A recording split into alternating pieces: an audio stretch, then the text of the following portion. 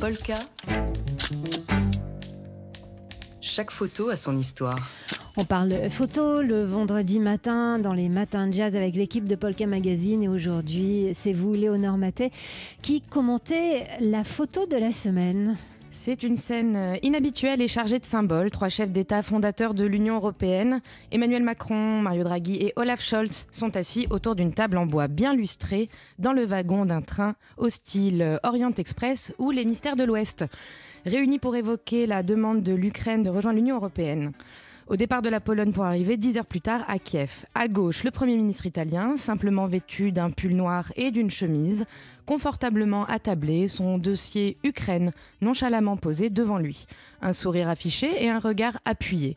Face à lui, Olaf Scholz, le chancelier allemand, lui-même très cool, jean, polo, à peine de quoi noter et un air amusé. Et au milieu de cette trinité diplomatique, un Emmanuel Macron en bras de chemise, col Mao et d'une blancheur immaculée. Il monte à la guerre avec une décontraction un brin déconcertante. Le président français, un stylo à la main, le doigt pointé. On pense humblement à la création de l'homme, de Michel-Ange à la chapelle Sixtine, et il montre une icône religieuse qui se trouve devant eux, hors champ. Alors ça, c'est ce qu'on voit, nous, mais vous, chez Polka, vous aimez bien nous raconter comment sont faites les photos et vous avez fait des recherches. Oui, on a discuté quelques minutes avec Ludovic Marin, le photographe de l'AFP qui a pris cette photo hier et qui nous a accordé quelques minutes au téléphone depuis Kiev. Et il nous a raconté le contexte de cette image, pour lui historique. Elle est prise juste après le contrôle des passeports, une fois arrivés sur le territoire ukrainien. Draghi et Macron se sont retrouvés une quinzaine de minutes seuls dans le wagon, en attendant Scholz, le dernier, à passer les contrôles de sécurité.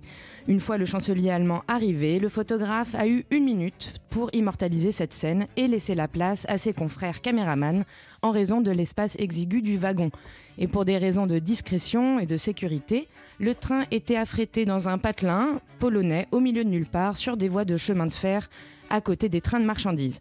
Une ambiance nocturne, improbable selon le photographe, car ils étaient éclairés aux lampes torches. Chacune des délégations avait son propre wagon et elles étaient elles-mêmes séparées de 3 wagons.